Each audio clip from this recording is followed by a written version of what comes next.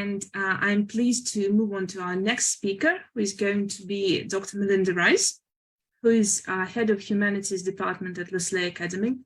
And prior to joining Roleplay, Mindy taught at the University of Mississippi. She has years of experience working with gifted students, including at Duke University's Talent Identification Program for middle school students in India and Johns Hopkins University Center for Talented Youth in Hong Kong. Today, Mindy will be talking about the role of schools as institutions that help to shape citizenship, and will also discuss a role-play activity that requires students to create a constitution for a country that has recently overthrown a dictator as a means to encourage students to maintain and protect democratic institutions in the future. So, over to you, Mindy. Thank you. That's a very nice introduction. So we're going to be moving, I suppose, from Maria's big ideas, how do we rework education in the world of AI, to the, I suppose, more detailed, what do you do day by day in the classroom? So we're going very much from the abstract to the practical. But we did not discuss ahead of time. However, everything that she just said at the end of her presentation is exactly the goals of this role play simulation. She talked about the fragility and complexity of the world. I think that this role play absolutely gets at those ideas, building relationships, things for the common good. She talked about purpose and meaning and developing a moral compass for students. I think this role play absolutely does all of those things. So let me share my screen and hang on one sec. I normally use whereby, so every time I go back to Zoom, my brain has to recalibrate how to do this. Okay, so I'm calling it Classrooms, Constitutions, and Citizenship, Role Play, and Civics Education. I think this gets at a very important point of this role play, which is the idea of teaching civics. Now, civics in the United States, at least, has been something that has been pushed aside a little bit in favor of math and reading and the basic, what Maria was talking about, the basic kind of, reading, writing, arithmetic ideas.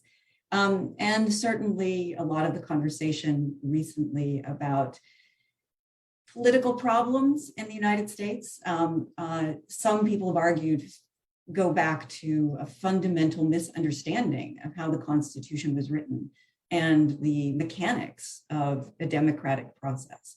Now, I'm not claiming this simulation will fix any of that, but I do think it is really important, especially in middle school, when kids are very concerned about right and wrong. This really matters to them. To learn about the obligations of citizens. In other words, how do we all live together without killing each other? How do we work for the common good? The problem is when you teach civics, you get your standard textbook, which is fine. I don't know if the textbook's been written by Chat GPT or not, but boy, is it boring. I mean, if you want to fall asleep, try reading a civics textbook. The convention will meet in order to discuss the number of delegates that will be required to vote on. I mean, put me to sleep now. So this simulation is based on a made-up country with a made-up crisis, and they have to write a constitution. Now, I should, at the very beginning, acknowledge I did not create this. I worked with a political science professor who created it with another political science professor. And we did this simulation in India, combining our two classes. She did a class on international relations. I was doing a class on revolutions. And this is where I first learned about it. And I haven't adapted it very much, I have to say. I think it's a very good role play, very much like a project-based learning, which I know one of the presenters talked about earlier. Okay, so how do you create political structures that work for the common good and will actually survive? So what I'm going to do in this presentation, and it will be, I think, 20 minutes, you're going to be the students, and I'm just going to explain to you how this is going to work. Okay, so you're in my class, and we are simulating a country that has just overthrown an existing authoritarian leader. And you are the founders of the new regime, right? It's your job to create a constitution. The trick is you're going to be representing one particular group in this country, one particular ethnic group, and your opinions and positions in the convention need to reflect that. That's where the complexity comes in. So let's do the history of the country first. It used to be a dictatorship. It was ruled by a personalist dictator called Gandolfo Brownlock. The official name of the country was the Democratic Republic of Jarth. And as my students know, anytime the title of a country has democratic in it a lot, it is the least democratic place pretty much in the world.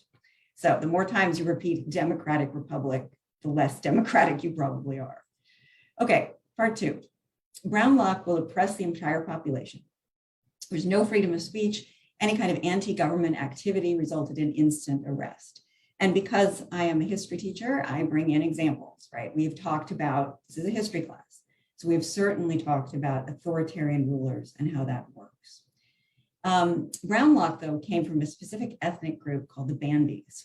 And all the top positions in the government, if you're in the military or a ministry, were filled with people from the same group. And this group, of course, enriched themselves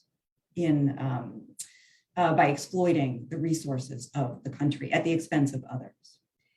So now this is problematic, though, because ethnic identities are very important for people living in the Republic of Jarth, and other ethnicities had no real representation in the political system, and certainly no economic gain. So part three, so Brownlock's rules seem to be very well established, but, and I've talked about this with students prior to this lesson, there is a playbook for revolution, and part one, economic downturn. Part two, a sort of general sense among the population that you want to get rid of this guy. And part three, the military has to turn against them. That's pretty much guaranteed. You can see it throughout history. So we talk about Egypt, we talk about the French Revolution, we talk about the Russian Revolution. So, but Brownlock is an example of this, right? And the military forces overthrew the government and decided it was time for democracy. So they consult with the United Nations, and the United Nations will set up a constitutional convention. So depending on how big your class is, mine are quite small, but ideally you will divide up the class depending on the percentage of population. So 30% of the Bandis, about 40% Dorfas, the Takas are about 20%, and the Algos are 11%.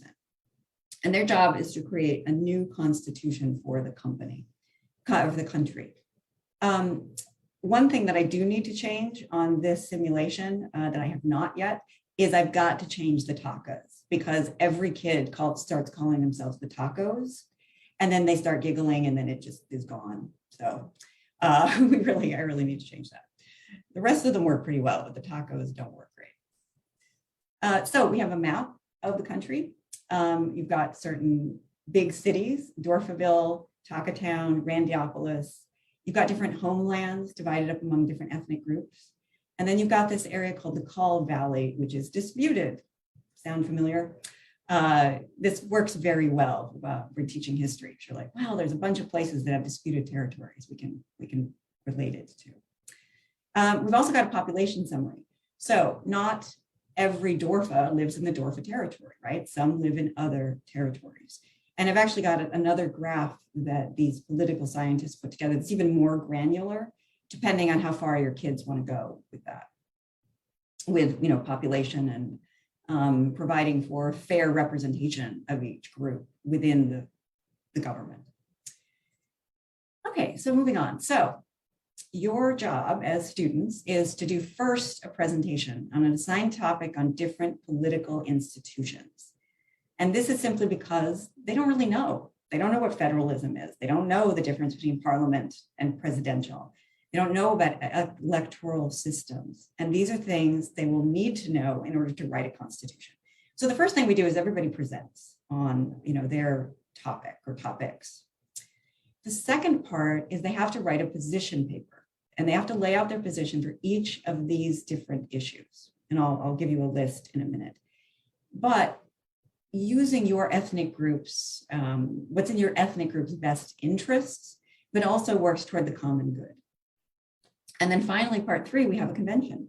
And there's a chair of the convention. They have time to present, they have time to debate, and then they have to vote on each of the different resolutions. And then finally, a reflection, right? What could they have done differently? What works? What would have worked better? Okay, so the students create slideshows on these assigned topics: federalism versus unitary government, judicial review versus parliamentary review, electoral systems. There are a lot of different kinds. This can get very complicated. I generally give them just a few of the big ones. First, past the post voting, ranked choice voting, try to keep it a little simple. Last year when I did this, the student was really interested in voting. And so he did a lot more research on it. Sometimes you'll find something that really sparks them, which is exciting.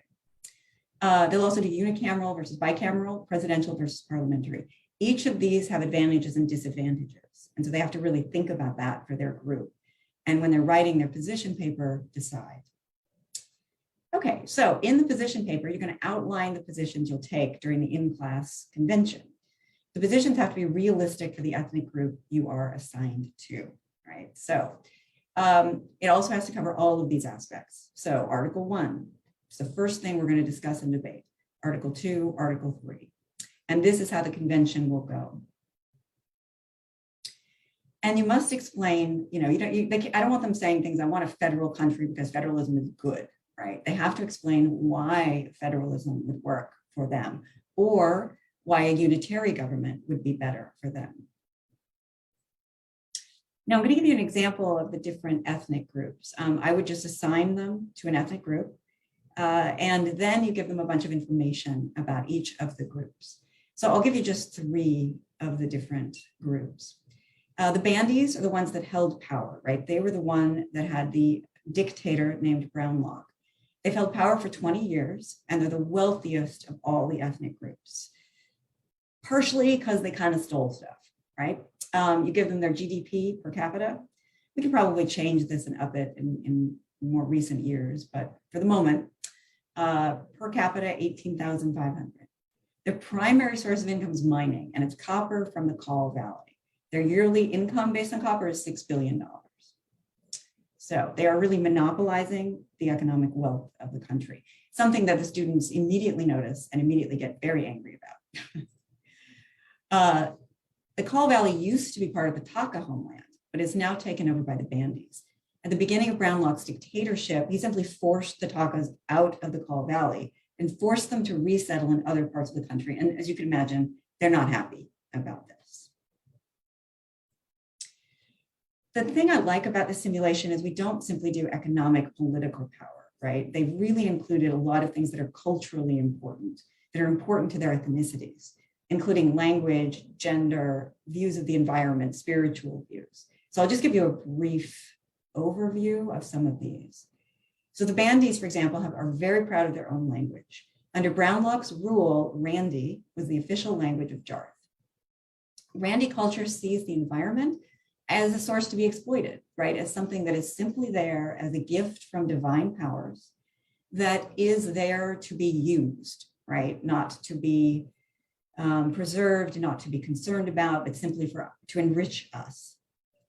And certainly Brownlock made sure that the copper mines were exploited, right? Regardless of the damage it did to the environment. And that's something we can talk about, that we do talk about when we get to the Kaw Valley. So the second ethnic group I want to talk about are the Takas, or the Tacos, as the kids always call them. As you can see, their per capita income is much less. Their primary source of income is agriculture. And they were kicked off what they consider to be their homeland, an area that is the Kaw Valley, right? The Takas are also very unhappy about the language requirements that the Brownlock dictatorship forced everyone to speak Randi. They're very proud of their language, and they want to make Taka the official language of the entire homeland, right, of everybody, ideally, within their region. So, but there are disputes when we do the convention about what will the language be, right? Each of these groups has their own language. And in terms of gender, in Taka culture, women have a relatively low status. Politics is something that should be done by men. Schooling for girls is considered unnatural, right? They're not a fan. And the Dorfas, another ethnic group, are ridiculed because they have a very strong stance on gender equality. So you can already see the fault lines here a little bit. The Alagos are the smallest minority. They live in the city of Jara in the Taka homeland, and they suffer from extreme pressure to adopt to the Taka culture because they're a minority. The Takas are very proud of their language and their culture. They feel there's a sense that they might want to break away from the country, right? The Takas also see natural resources as something that should not be exploited, right? That they have a natural and spiritual or deep and spiritual relationship with nature. So the most environmentally friendly of these people. Okay, and the Algos are also the ones who have kind of the least sense of a national identity, right? They're a minority and they're very focused on maintaining their own ethnic identity. Okay, let's see here. So in the convention, they're going to negotiate with the other representatives and create a constitution, right? Find an acceptable compromise for each of those points: federalism, bicameralism, unicameralism, et cetera. Take a vote, adopt the document. Now, this is the advantage of being online that I really like, is for each of these conventions, I've created a draft constitution. And I generally will be the secretary, will type out each proposal. So each representative is given 2 minutes to present their position on a particular issue. Then we open the floor for debate. Also, if you've got a larger class, breakout rooms can be really nice. Certain groups will join together to say, well, I'll give you this if you give me this, in order to agree on, the Taka Valley, or on the Call Valley, or on federalism or something. And that's can be kind of nice online, because in a classroom, as you know, it can get very loud very quickly. And some students have a lot of trouble focusing. On the other hand, if you're not in person, it's easier, I think, on screen to tell somebody that you want to take their land away from them. It gets a little bit harder when you're in person, actually. So there are advantages and disadvantages. But I create a draft, and they can all see each other's proposals, and they can write on the draft to make suggestions or protests or compromises. Okay, so the rules and procedures. Either the teacher or student can share the convention. The thing I really like about the simulation is it's like Model UN, but less complicated. It's a lot less complicated. You have very strict rules about who talks when, and the students tend to really listen to each other because they have to come up with a compromise. And as I think we all know, with students, or with actually adults, listening is the hardest skill ever. Most of the time we're planning on what we're going to say next, or we're thinking about, at least I am, thinking about what I'm having for lunch. So really listening to each other and responding clearly has been one of the best parts about this simulation, and treating each other with respect, right? Okay, so the convention begins. I have them write an opening statement, which kind of illustrates their values, right? Again, we're getting back to this idea of purpose and meaning that Maria talked about earlier. A moral compass, right? What do you want to achieve here? And of course, being middle schoolers, every once in a while they say, well, I'm just going to pack up my toys and leave, or I'm going to arrange to work with the other ethnic groups and destroy the bandies. And that's the moment at which I have to come in as the UN and say, well, the UN is going to send in a peacekeeping mission and remove you from the convention. So you don't get to just blow it all up, right? You actually have to participate in the process. And they do. So they make their brief opening statement. They get 2 minutes. And then each of them gets a sense of where the others are. And then we simply begin with each position, each resolution. So for example, we might do federalisms first. Each group again is given 2 minutes to present their position. We have 10 minutes of open discussion. They can break out for private negotiations if they wish. And then I will ask as the chair, are we ready to take a vote? Sometimes it ties, and then they go back to discussing until they find a compromise. When I did this last year, and I'm worried this year it may be the same thing, we're in the middle of it, this can take forever. This can take forever. But I like it that it takes forever. I like that they're kind of frustrated. I like that they have to really think and work. And I've given them, at times when they can't make a decision, I said, well, you have 10 minutes to do some research, right? And I give them some sources and some websites to look at, or some examples of actual constitutions, and then come back and discuss it again, right? Okay, so I'm just gonna finish up here. I've just got a couple more slides. I wanted to give you an example of some of the work the students have done. This is from last year. This was the 2 minutes the Dorfas had to present their position on Article 1 of their Constitution. And I'm just going to read it out loud because I think it's probably quite difficult to read on the slide.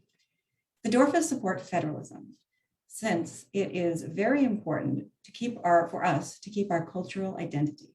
We believe it is very important for us to preserve our language and make sure that gender equality is present in both our workplaces and schools. We want our children to have their subjects taught in Dorfa and for our workers to be paid and treated equally at work, which would not be possible if we have a unitary government.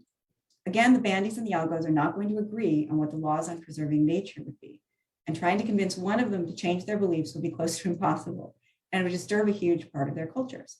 Having a few neutral laws that we can all agree on for the whole country and more specific laws that are based on our cultures for each homeland would be the easiest to enforce and would cause much less havoc among our people. So this is a good place for them to start discussing. There's a lot in here. This particular student did a really good job of thinking clearly about what her values were of her ethnic group and how a federal system could give them more independence over their particular homeland.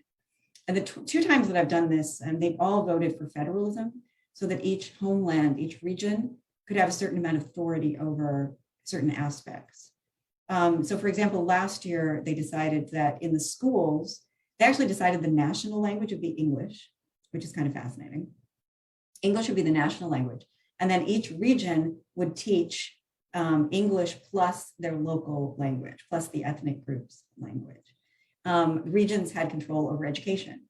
There were certain laws that they passed that applied to everybody. Certain laws actually they managed on gender equality and environmental safety, environmental protections, I should say. So they did a really beautiful job. We'll see how this group this year does. But.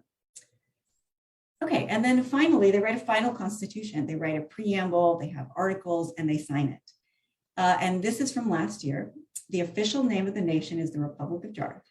We, the representatives of the people of Jarth, hereby proclaim this is our official constitution in order to rid our country of the instability we faced for the previous years, to ensure that our people are heard and well respected, that their diverse cultures and identities are being treated with respect, to bring differentiation between regional and national laws, to prevent any further abuse of power, and to bring unity to our country while still preserving the region's individualities. Okay, sorry, my printer. So one of the fun things they were also done, last year they started to create a flag. And this year, one of the students actually already wrote a national anthem. So that was kind of exciting. So why teach a constitutional convention? Well, I love doing this project. I think it's really fun. And they do most of the work, which is ideal because frankly, they should always work harder than me. So number one, it makes the inner workings of government visible, right? In all of its frustrating, infuriating, and mind-numbing detail. It engages students in real-world political negotiations. This is close enough and it has enough parallels with real-world historical events that it is extremely useful to teach and to get them to understand, right, that the things that we're learning are applicable and relate to their lives. Number three, it helps students learn to listen closely, which I mentioned earlier. It teaches students about how the past influences the present, right? Legacy of dictatorships, discrimination. What I want to do actually after this, which I've never done before, is actually go straight into talking about South Africa, because South Africa is a really good example of, brutal dictatorship, oppression. How do you create a functional government after that? And then finally, number four is just fun, right? I mean, they really seem to enjoy it. Though there are times last year when we did it, it took so long that when we went on to different units and we're doing other things, every time they just weren't working or they were bored or they were just like, I don't want to do this. I would say, well, we can go back to the Constitution and we can write that. And they were like, no, we'll do this. It's fine. They were so sick of it. So I could threaten them with it. All right, well, thank you very much. If anyone has any questions, might want to keep it short because I know we're running a little bit late, but you can always contact me certainly at LaSalle if you would like to see this particular presentation. Thank you. Thanks very much, Mindy, for an exciting talk. And I mean, I so much like the idea of students being, getting to know how the inner processes of politics work and have a go at this, because I think it really helps to understand the actual role of the government and of the people, that, being a politician and working in the government is just a job, and that is how it's normally done. And I really think it helps, to discipline both sides in the future and to have a correct understanding of and more adequate expectations, really, of what our governments do. So I think it does contribute to bringing up conscious citizens in the future. I want to ask our audience if there are any questions that you'd like to ask now. You can either type them or just ask them.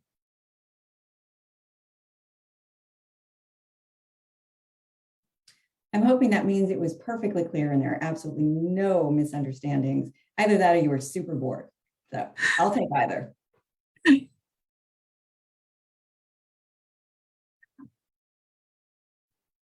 Okay, all clear, says Yelena. Lovely presentation. What was the most unexpected bit of the Constitution that the students included? I wonder. Was there anything that you hadn't expected? Yeah, the thing that was the most unexpected was they both went for rigid constitutions, I believe. I can't remember last year, but this year they want a rigid constitution, which is like the United States. It's very difficult to change. And I think this is where their sort of lack of experience they make it extremely hard to change the Constitution. Right, they make it very, very rigid, even though they understand that historical times change and things. But in this latest one, they voted on the Constitution has to be changed every 100 years, and you can make changes before 100 years, but it's very difficult. I think they had a 70% threshold for a popular vote and for the two houses. They voted for a bicameral system, the two houses, and that always surprised me. And last year it was the same. They made it very, very difficult to change. But maybe that's just my experience with American politics, that we can't get anything changed with even a 50% vote. So maybe they're more optimistic than I am about getting agreement.